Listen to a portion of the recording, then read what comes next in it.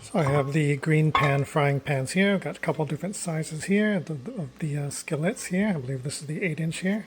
So these have become my favorite frying pans lately. Got rid of a lot of my Teflon pans. I like these because they are non-toxic, don't have all those chemicals in them because they are this nice ceramic. So you don't have to worry about all the toxic stuff from the Teflon. They are really nice and non-stick, as you can see here. Makes frying like eggs really easy. Everything just slides off. It's super non-stick, which makes it really easy to cook. They are really nice and lightweight, and then they are super easy to clean as well. Just give it a quick scrub, and then they are nice and clean, super fast. They should be dishwasher safe as well, so super easy to clean. Really nice handles as well. Yeah, just overall really nice pans, super easy to use.